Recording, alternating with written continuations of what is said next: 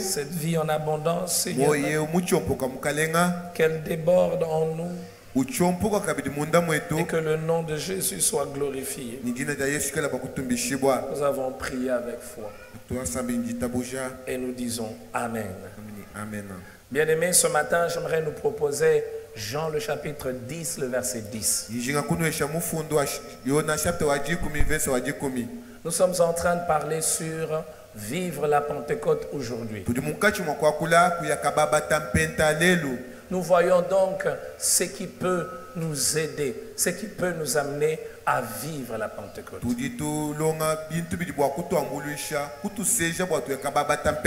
Et c'est important que nous puissions savoir qu'il ne suffit pas de vouloir pour vivre quelque chose.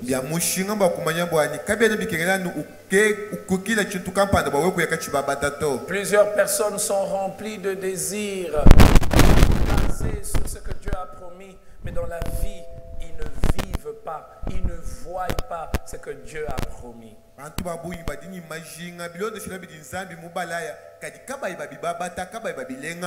telle enseigne que certains commencent même à douter de la véracité de ces promesses. Est-ce vraiment vrai? Est-ce qu'on peut vivre ces choses?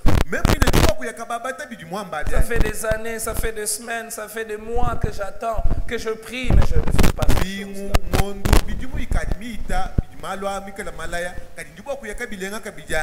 Jean le chapitre 10, le verset 10 est un texte que tous nous connaissons. Jésus dit ceci: le voleur ne vient que pour dérober, égorger et détruire. Moi je suis venu afin que les brebis aient la vie et qu'elle l'ait en abondance. Bien-aimés frères et sœurs, ce texte que nous connaissons tous nous révèle premièrement la nature de l'ennemi de nos âmes. L'ennemi de nos âmes est décrit ici comme un voleur.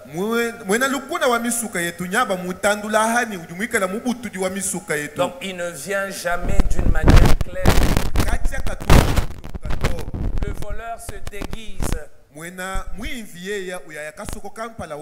Le voleur vient à des heures inattendues. Le voleur utilise la ruse. Il utilise le mensonge. Il vient quand on dort. Et il a une mission: dérober. C'est-à-dire prendre ce qui ne lui appartient pas. Et c'est ce qu'il fait dans nos vies, dans nos familles, dans nos nations. Il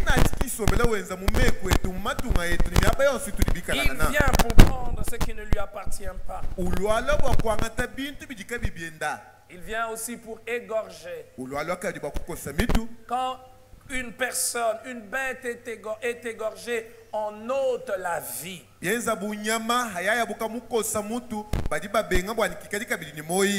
vient pour ôter la vie. Mais il vient également pour détruire. Et Jésus met en contraste sa mission à lui. Moi je suis venu afin que les brebis aient la vie et qu'elle l'ait en abondance. Vous savez, c'est toujours bien de se poser des questions quand on lit la Bible. Et parfois il faut simplement se poser la question: comment? Pourquoi? Et même quand? Et la question que je me suis posée, que j'aimerais que nous puissions nous poser ensemble ce matin: comment est-ce qu'il nous a donné la vie?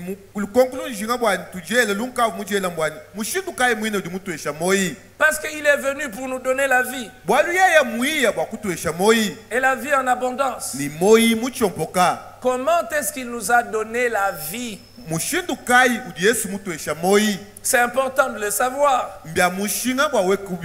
Parce que si nous savons qu'il nous a donné la vie et comment il a fait,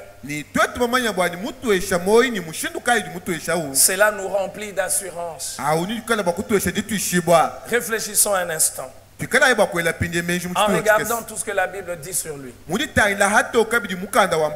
nous voyons clairement qu'il nous a donné la vie en mourant. Il ne nous a pas donné la vie simplement en nous enseignant. Des hommes ont enseigné avant lui. Il ne nous a pas donné la vie en étant un modèle. Quand bien même il est le modèle parfait. Il nous a donné la vie en mourant. Sa mort est donc le centre et le point culminant de sa mission sur la terre. Sa mort est quelque chose d'extraordinaire et d'unique. Vous vous posez certainement la question en vous disant, mais il s'agit de la Pentecôte. Qu'est-ce que l'on a à faire avec la mort de Jésus?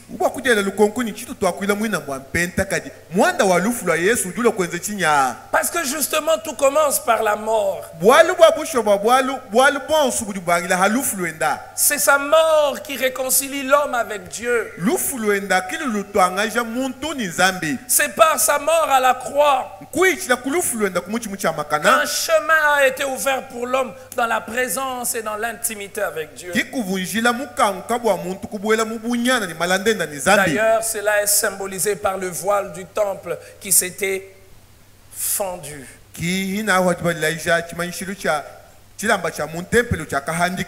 Ainsi donc, frères et sœurs, la croix est le passage obligé.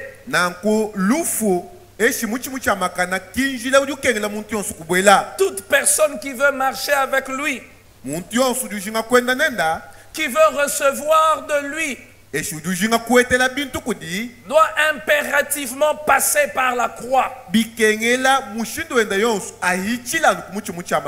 Peut-être qu'elle ne vous plaît pas cette notion de la croix. Un sauveur, un héros qui meurt. Et c'est sa mort qui fait de sa vie une vie exceptionnelle, unique. Peut-être que ça ne vous plaît pas, mais c'est la vérité de Dieu. Et que toute personne qui veut marcher avec lui doit passer par la croix. Parce que celui qui ne passe pas par la croix n'a pas de vie. Celui qui ne veut pas passer par la croix ne peut recevoir rien de Dieu. Nous pouvons chanter, nous inciser, nous rouler au sol. Si nous ne passons pas par la croix, frères et sœurs, nous ne recevons rien de Dieu.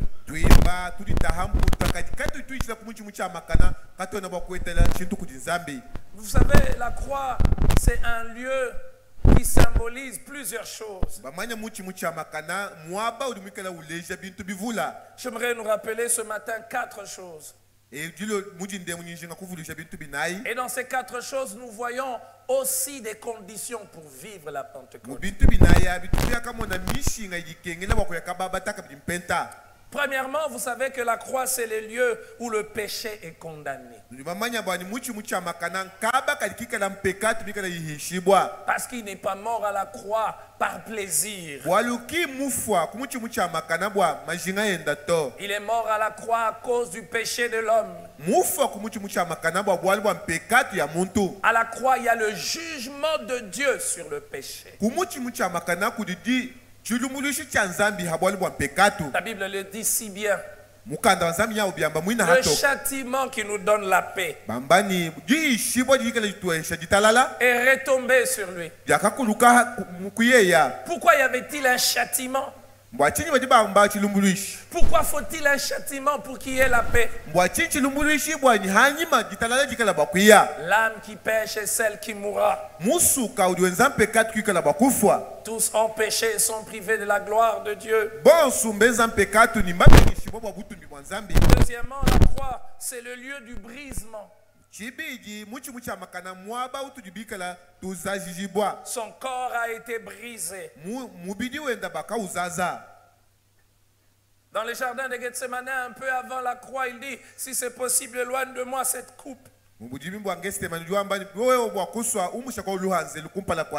Mais non pas ma volonté, mais ta volonté. Troisièmement, la croix, c'est le lieu de la mort. Il est mort à la croix. Il n'a pas fait semblant de mourir. Il est réellement mort. Et c'est pour cela que la Bible dit qu'il est ressuscité. On ne peut pas dire que quelqu'un qui n'est pas mort est ressuscité. Pour parler de la résurrection, il faut qu'il y ait mort et que la mort soit établie.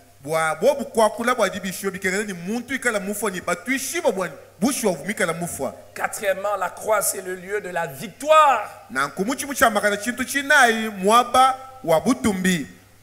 Paul s'écrit en disant, oh mort, où est ton aiguillon? La croix, c'est le lieu de la victoire. Cela semble un lieu de défaite. Cela paraissait un lieu de défaite. Mais c'est le lieu de la victoire. Alors maintenant, examinons ces 4 points un à un et les implications que cela a dans nos vies pour vivre la Pentecôte.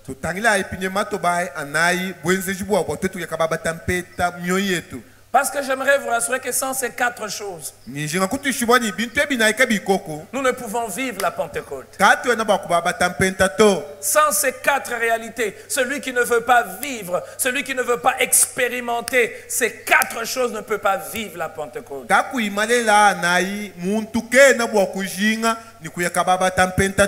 Et nous risquons d'être simplement des églises de Pentecôte de nom.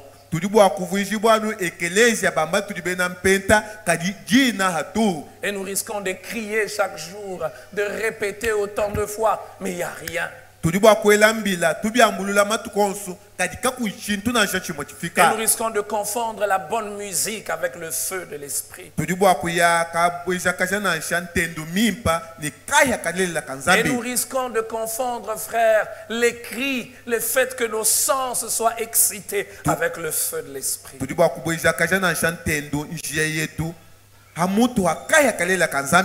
Et nous risquons d'apporter nous-mêmes un feu étranger et appeler le feu étranger le feu de Dieu.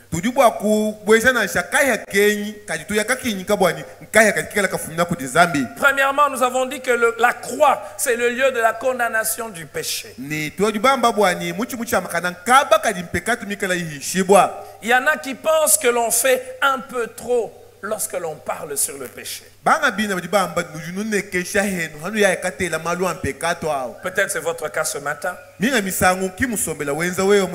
Peut-être qu'au fond de vous, dans votre cœur, vous vous dites, mais c'est quoi encore ce matin cette histoire du péché? J'aimerais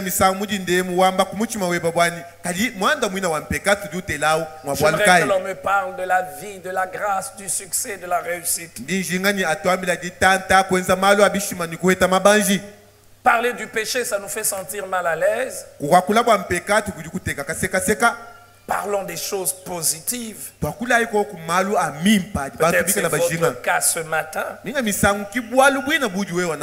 mes frères, mes sœurs, comment prêcher l'évangile de Jésus sans parler du péché? C'est impossible. On ne peut parler de l'évangile du Christ sans parler du péché. Parce qu'il est venu pour résoudre ce problème. Ce problème qui domine les mondes entiers. Ceux qui sont instruits et même ceux qui ne sont pas instruits. Ceux qui sont riches et même ceux qui sont pauvres. Dominé par le péché. Et lui seul, Jésus, a eu le pouvoir de résoudre ce problème. Le péché est ce qui n'est pas à la hauteur, ou va à l'encontre de Dieu et de sa volonté. Et la croix, c'est le lieu où le péché est condamné. Nous ne pouvons pas vivre la Pentecôte, recevoir la vie de l'Esprit en nous, si le péché n'est pas condamné dans nos cœurs.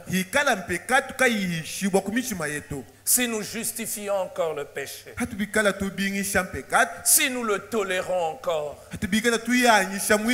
si le problème du péché n'est pas résolu dans nos cœurs, si nous ne savons pas clairement condamner nous-mêmes le péché, dire que c'est mal et ce n'est pas bien. Frères et sœurs, peu importe ce que Dieu vous a promis, il n'y a pas de gloire de Dieu dans le péché. Quand on passe par la croix, on jette un nouveau regard sur le péché. Le monde dit que c'est une simple faute. Le monde dit c'est ce que tout le monde fait. Le monde dit que c'est pas grave. Tu peux tomber. Mais à la croix, on nous rappelle que c'est quelque chose de grave. Oui, si nous voulons vivre la Pentecôte, nous devons passer par la croix. Et le péché doit être condamné. Le péché doit être haï. Le péché doit être détesté. Nous devons détester toutes sortes d'impudicité. Nous devons détester toutes sortes de vols. Le vol est quelque chose de courant dans notre pays. Et on a toutes sortes de noms pour atténuer le sens du vol. On appelle coopération, on appelle sagesse, on appelle profiter. Mais le vol reste vol. Qu'il soit pratiqué par un adulte ou qu'il soit pratiqué par un enfant, le vol reste vol. Pire, nous justifions ceux qui volent dans nos églises. Et on ne veut pas que l'on parle de cela. L'impudicité, frère, l'infidélité vis-à-vis de son épouse et de son époux. Cela est une désobéissance à Dieu. Comment y aura-t-il de la gloire de Dieu en nous par l'action du Saint-Esprit si nous aimons le péché? Et que l'on vit avec une femme qui n'est pas la nôtre. Quand on va en mission, on va se satisfaire avec une autre femme ou avec un autre homme.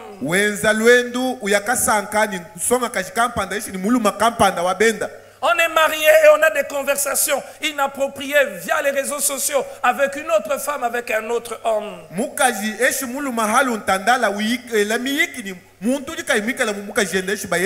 On est jeune fille, mais on vit avec un homme marié. Cet homme ne t'appartient pas, mon frère. ma soeur. C'est pas ton homme. Peu importe la prophétie qui t'est apportée. Parce qu'aujourd'hui, il y a toutes sortes de prophètes. Des prophètes de leur ventre. Qui disent des choses agréables. Pas seulement les prophètes, même des pasteurs. Qui n'ont pas le courage de dire que telle chose c'est le mal. Oui, frère, le tribalisme est un péché. Comment allons-nous vivre le feu de la Pentecôte s'il y a le tribalisme dans nos cœurs? Frère, sœur, le péché doit être condamné. Condamné dans nos cœurs. Le péché doit nous briser. Là où l'on tolère le péché, il n'y a pas de gloire de Dieu. Et nous n'allons pas réinventer les principes de Dieu. Tous sont péchés et sont privés de la gloire de Dieu. Le temps me manquerait de citer toutes sortes de péchés. C'est pas ça mon objectif ce matin. Mais je sais que le Saint-Esprit qui convainc passe dans le cœur de chacun en ce moment-ci. Celui qui est dans le péché est sale. Il peut être respectable, il peut être beau, il peut être belle, il peut être élevé en dignité. Ça ne change pas de nom. Tu es président, ça s'appelle péché, c'est péché. Tu es directeur, ça s'appelle péché, c'est péché. Tu es président, je ne sais pas de quelle structure, tu es professeur d'université, c'est péché, ça s'appelle péché. Tu es son excellence, ministre, je ne sais qui tu es, ça s'appelle péché. Et celui qui vit dans le péché, il vit dans la saleté. Son âme est souillée. Il n'est pas en paix. Frères et sœurs, et quand on est dérangé lorsque l'on parle du péché, cela est une bonne chose. À la fois une bonne chose, mais à la fois une raison de tristesse aussi. Parce qu'à ton niveau, frère, tu es encore au stade où on doit te flatter pour que l'on dise que ce que tu veux entendre. À ton niveau, ma soeur, tu es encore à ce stade où tu te fâches parce qu'on a parlé que l'impudicité c'est un péché, le vol c'est un péché, et tu crois que l'on t'a attaqué. Donc si on n'a pas de l'impudicité, donc on a parlé de toi. Es-tu encore à ce niveau?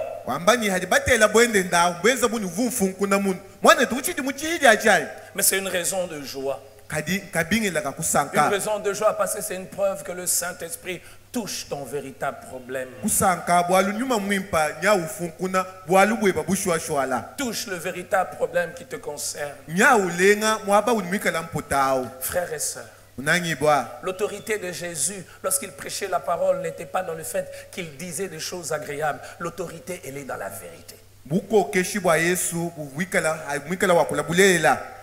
Vous savez, quand vous êtes dans la vérité, vous avez l'autorité. Tu peux te battre contre la vérité, tu ne la vaincras jamais. Tu sais, on peut t'enlever pour la vérité, mais on n'enlèvera pas la vérité. Elle va demeurer. La vérité, elle dérange. On peut même te tuer pour la vérité. On ne tuera jamais la vérité. Qui peut se battre contre la vérité et vaincre? Êtes-vous ce matin en train de vous battre contre la vérité? Dans votre cœur? Oui, c'est vrai, mais on exagère. Oui, c'est vrai, mais je le fais parce que ma femme est exagérée. Oui, c'est vrai, je vis avec cette femme, je ne veux pas l'épouser, mais ça fait 10 ans, quelle méchanceté.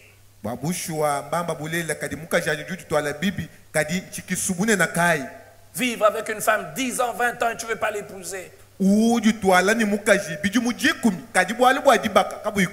Quelle méchanceté de vivre avec un homme marié et tu connais ses enfants, tu connais sa femme, tu les regardes et puis tu rigoles. Ma soeur, tu es criminel, tu es plus que les suicidaires.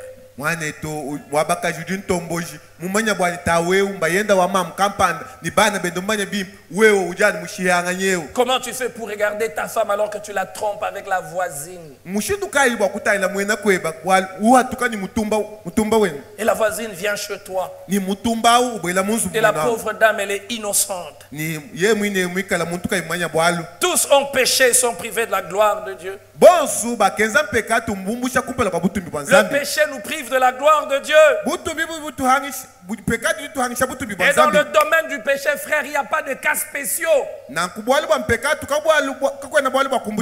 Nous devons être conscients de cela. Même si je lève mes mains et je crie,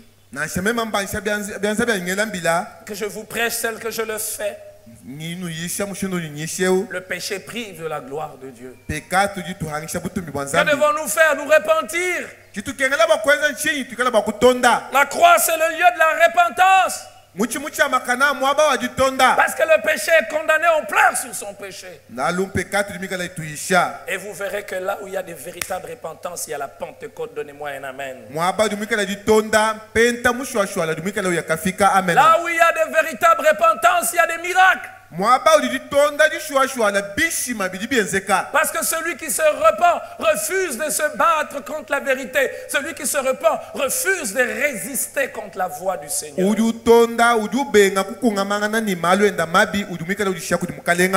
Deuxièmement, nous avons dit que la croix, c'est le lieu du brisement. Qu'est-il arrivé au Christ à la croix? Il a été brisé.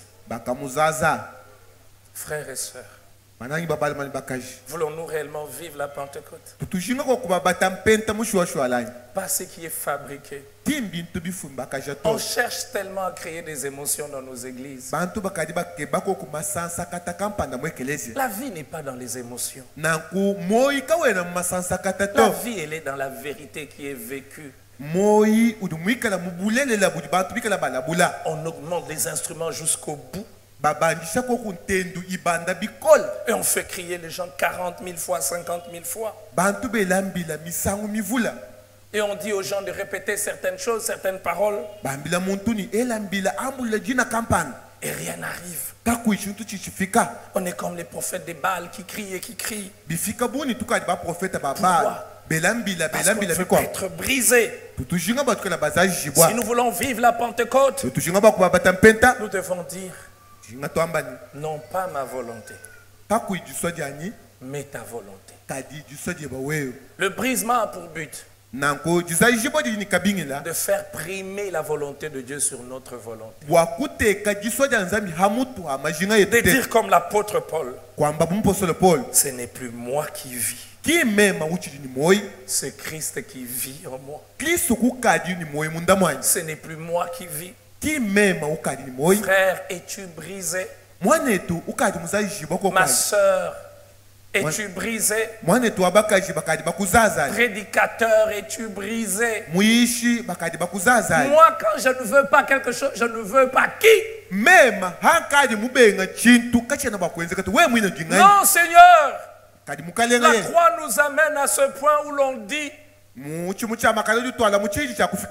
si je ne le veux pas, parce que toi tu le veux, je le ferai. Moi, quand j'ai déjà dit non, j'ai dit non. Voulons-nous le feu de la Pentecôte? Ils avaient des rêves, ils avaient des ambitions. Mais il leur a dit: attendez à Jérusalem. Ils ont attendu à Jérusalem, ils n'avaient pas de choix. Il y a très peu d'hommes et de femmes brisés dans nos milieux. À tel point que le Saint-Esprit ne peut pas nous utiliser. Je veux prêcher ma prédication. Ça doit pas être ma prédication. Je dois me plonger à genoux et prier. Ça ne sera pas écrit sur le front. Mais je dois me plonger à genoux et prier et dire, Seigneur, qu'est-ce que tu veux pour ton peuple? Un homme qui n'est pas brisé, qui n'est pas passé par la croix, il va se contenter de sa stratégie, de sa méthode, il va se contenter de son expérience. Mais vous savez, ça ne s'écrit pas sur les fronts. Mais un homme brisé, la puissance de Dieu est là. C'est une puissance à l'état pur. Il peut utiliser des mots qui ne sont pas compliqués. Mais Dieu va se glorifier. Il peut utiliser des expressions qui ne sont pas supérieures, extraordinaires. Parce qu'un homme brisé est conduit par Dieu. Un homme brisé est conduit par Dieu. Si nous ne sommes pas conduits par Dieu, comment peut-il nous amener dans ce qu'il nous attend? Ce matin, j'ai une prière.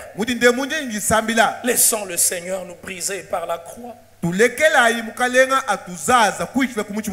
nous brise encore ce matin. Parce qu'il n'y a que ceux qui sont brisés qui l'utilisent. Celui qui est brisé n'aura pas du mal à demander pardon. Oh mon époux, je te fais tellement du mal, pardonne-moi. Et quand il est à genoux dans la présence de Dieu, il n'est pas plus préoccupé par ce que les autres vont penser. Seigneur, me voici au devant de toi, tel que je suis. Un homme brisé ne parle pas de lui-même comme s'il était la source de tout ce qu'il a. Frères, sœurs, êtes-vous prêts à être brisés par Dieu?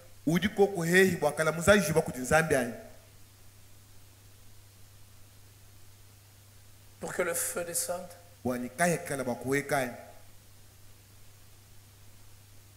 Il ne partage sa gloire avec personne. Savez-vous pourquoi nous ne vivons pas certaines choses? Savez-vous pourquoi certains niveaux de richesse nous n'atteignons pas? Parce que Dieu nous connaît. Dieu regarde mon cœur. Il dit, est-ce que si les morts ressuscitent par lui, va-t-il encore rester mon fils? Est-ce que si je lui donne 20 fois ce qu'il gagne maintenant, va-t-il encore me glorifier? Est-ce que s'il donne une telle gloire à l'église, allons-nous rester fidèles? Est-ce que s'il nous amène à vivre tout ce qu'il a promis, allons-nous rester encore là, être des adorateurs? Ah oui, mais je ne peux pas m'agenouiller. Ma veste est trop belle. Ah non, je ne peux pas me mettre à tel endroit. Je suis quand même haut placé. J'aimerais avoir une place spéciale quand je vais dans une église, quand je vais à un endroit. Moi, je ne peux pas faire le premier pas. Ce pasteur doit savoir que je suis haut placé dans la société et que celui qui doit venir me saluer et me chercher.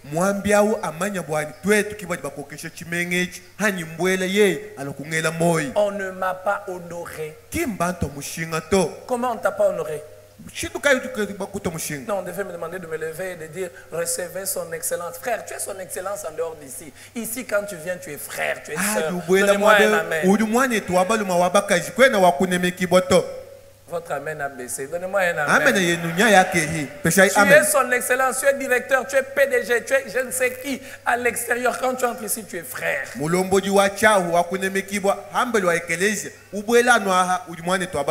Et même moi qui vous prête, je suis votre frère.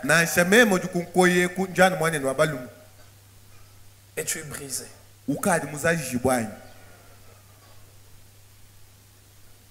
Je ne peux pas lui pardonner. Et tu es brisé. Actuellement, on dit tu le prives ta face. Lui priver son visage. Et tu es brisé. La croix, c'est le lieu du brisement. Si nous sommes brisés, un sacrifice brisé, le feu descend.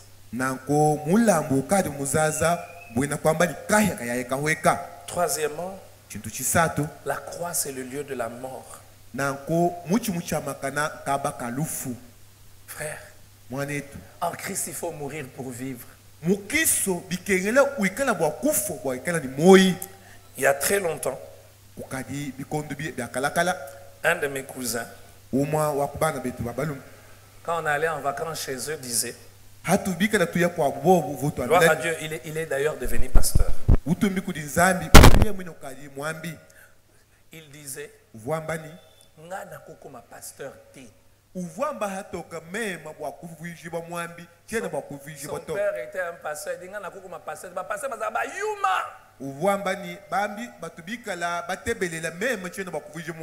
Savez pourquoi on appelle Yuma? Parce qu'on t'insulte, tu ne dois pas réagir. On te calomnie, tu dois dire Seigneur, pardonne. Quand on dit des histoires, on raconte, ta femme veut réagir. Tu lui dis ne réagis pas. Tu vas détruire la maison de Dieu. Et je crois que c'est tout ce qu'ils ont vu. Qu'ils ont dit, pasteur Bazabayuma. Mais ça cause la Yuma te. C'est à l'extérieur que l'on voit Kaza Yuma. Celui qui est à l'intérieur dit il est mort. L'apôtre Paul dit ce n'est plus moi qui vis. La croix c'est le lieu de la mort. La mort à notre moi.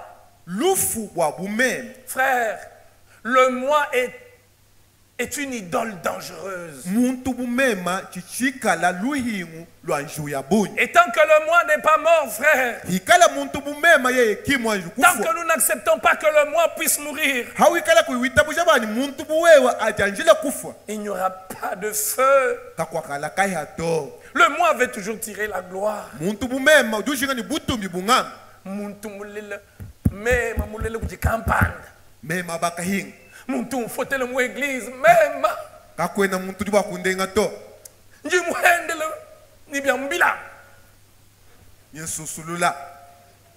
C'est vrai, nous rigolons, mais nous voyons cela chaque jour. Des gens qui se battent à l'église. Là où ils ont adoré Dieu. Nous avons vécu ce spectacle ici en Mouvement, je ne vais pas citer le lieu. Et l'église est fermée, ça fait des mois, des années.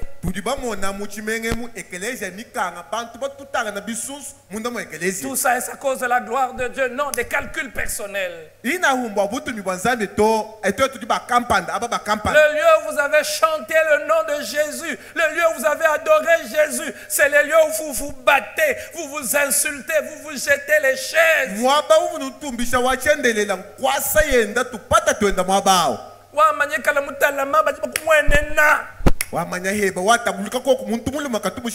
Baba nous dominer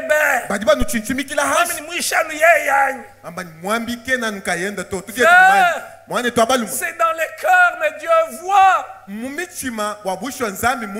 Le moi est une idole dangereuse. À la croix, on doit mourir. Mourir pour vivre.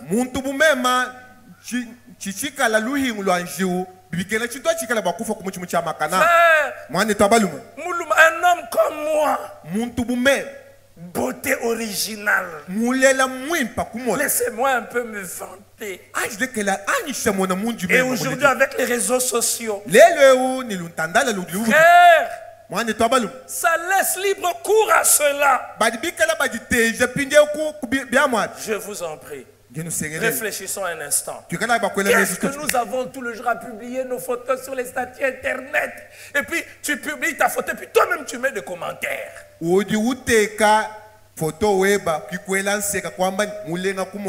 Et parfois je vois même des prédicateurs faire ça. Le culte termine, il publie 5 ou 6 de ces photos. Sur chaque photo, il dit le porteur de la parole. La lampe de l'éternel. La bouche autorisée. Le bombardier du Dieu vivant. Oh frère! Ça excite quoi le moi? Vous pensez que quelqu'un qui fait ça, il peut accepter qu'on vante une autre personne? Il peut accepter que Dieu utilise une autre personne plus que lui? Non frère, c'est pas seulement les prédicateurs, même les sœurs. Beauté originale, beauté synthétique. Et puis après tous nous regardons combien de vues. Tu t'es marié. C'est ton mariage. Samedi, 16h. On a pris des photos. 19h, tu commences déjà à demander aux photographes, envoie-moi les photos, envoie-moi les photos, envoie-moi les photos. Et quand il envoie les photos, 23h, tu nous as bombardé les photos. 23h, tu viens de te marier. Tu te la photo, c'est ton mariage. C'est pour toi. Et puis 2h, tu es en train de regarder qui a commenté. Quand tu regardes là, ma soeur, ton mari fait quoi? Le moi, on veut être loué, on veut être acclamé, on veut être célébré. Et c'est pour cela qu'il y a point de feu, mes frères. Acceptons de mourir, frère. Mourir pour vivre. Mourir pour avoir une véritable gloire. Frère, je crois à la prospérité. Parce que si Dieu nous bénit, cette bénédiction ne s'arrête pas que sur le plan spirituel. Mais je crois aussi qu'un béni de l'Éternel ne se comporte pas de n'importe quelle manière. Parce qu'il est mort, ce n'est plus ma richesse. En réalité, ce n'est même pas nos richesses. Nous ne sommes que des intendants. Quand c'est que tu appelles pour toi, là, c'est pas pour toi. Tu es venu avec quoi? Je voulais demander que tu poses la question à ton voisin, mais pose-toi la question à toi-même. Toi-même, là, tu es venu avec quoi? Et quand tu vas partir, tu crois que tu vas partir avec quoi?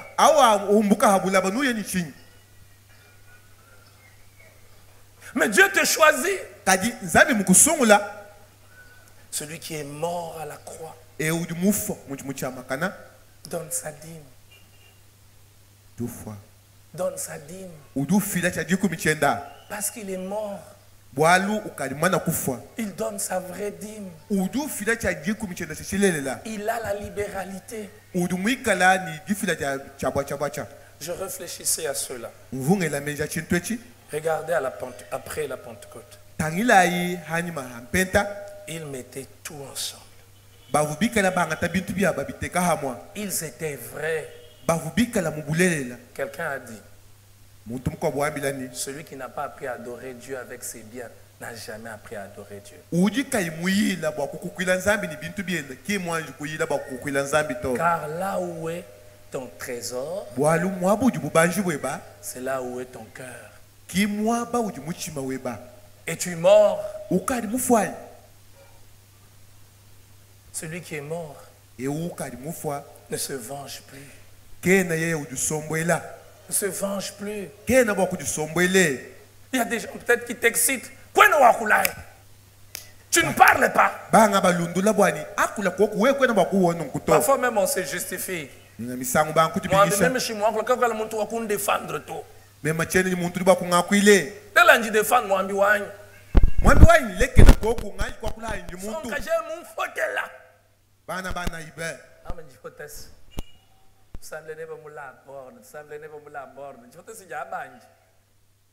Est-ce que quelqu'un comme toi, si on n'était pas dans la borne, on pouvait se mettre où? Non, soyons morts. Il y a des langages qu'on ne doit pas entendre chez des chrétiens. Oh, même tu vas enlever quoi? Ta veste de chrétien? Moi, je ne peux pas enlever ma veste chrétienne. Je suis né de nouveau. Je ne peux pas enlever ma veste.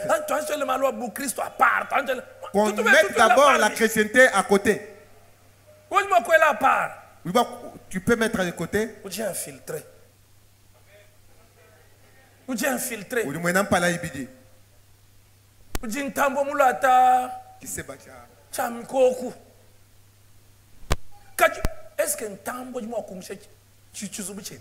Est-ce que le lion peut enlever sa peau?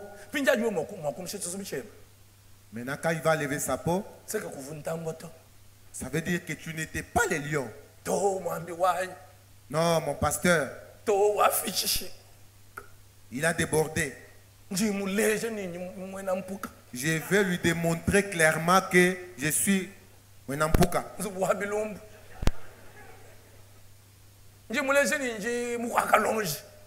Je vais lui démontrer clairement que je suis Moïmoine. Frère, je suis Moïmoine.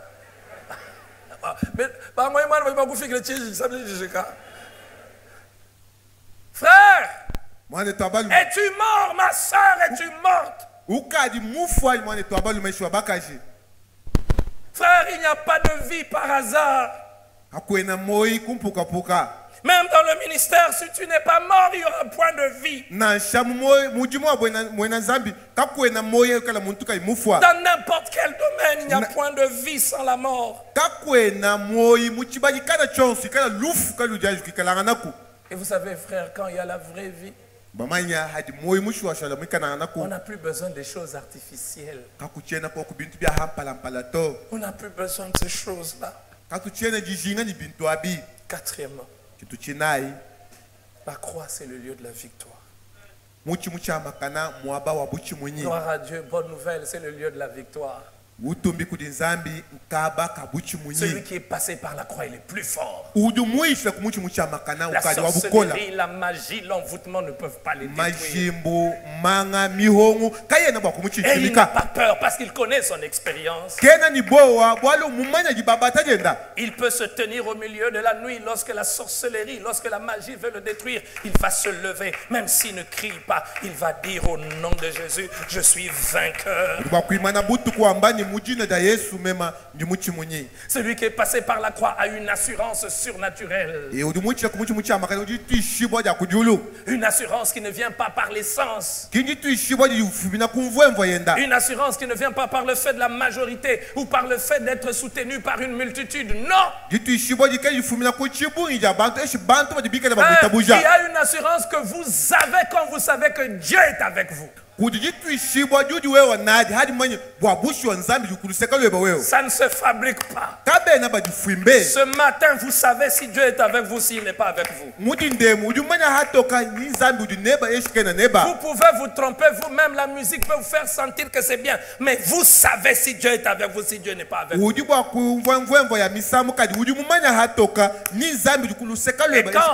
vous savez que Dieu est avec vous, quand vous avez cette assurance de par Dieu lui-même, même Même la souffrance ne peut pas enlever en vous cette assurance.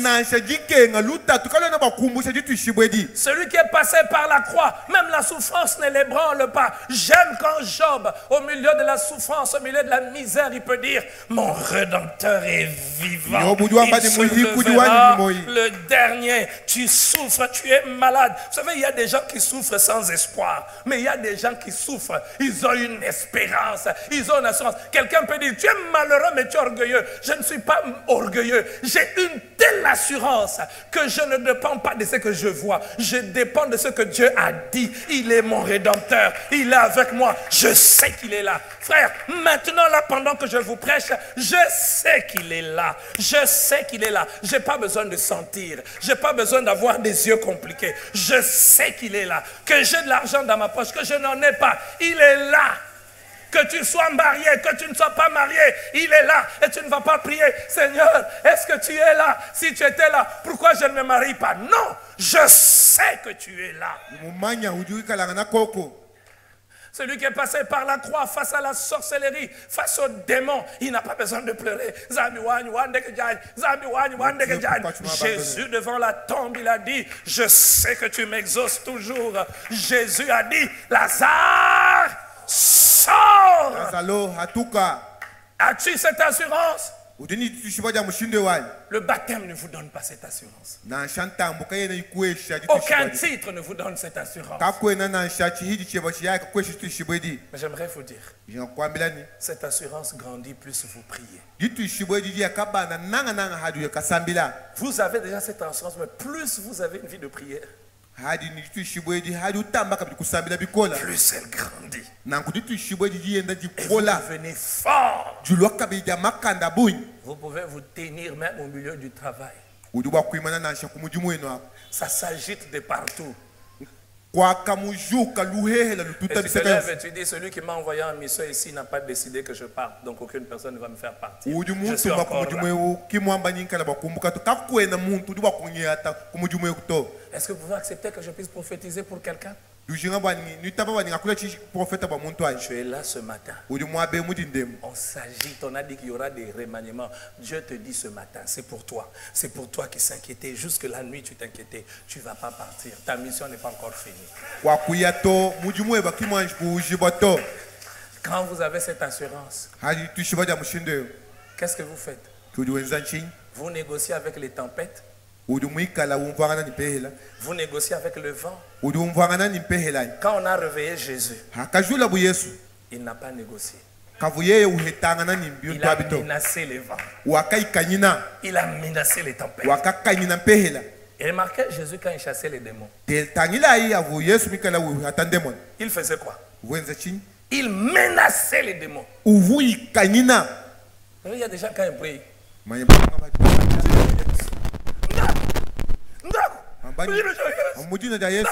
Au nom de Jésus, mais en train de fuir. Quand vous avez cette assurance, vous vous tenez, vous mettez la main dans la poche. Au nom de Jésus, tu ne passeras pas.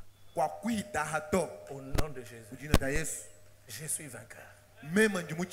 Au nom de Jésus, je ne suis plus dans votre camp. La croix de Jésus m'a rendu inattaquable. La croix de Jésus m'a rendu indestructible. Que Dieu bénisse sa parole.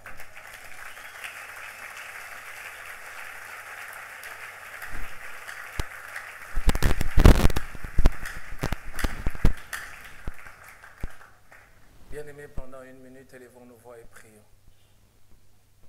J'aimerais qu'on ne mette pas de musique un instant. Que dans ce silence, que l'on élève nos voix. Et que l'on puisse parler au Seigneur. Élève ta voix et parle-lui.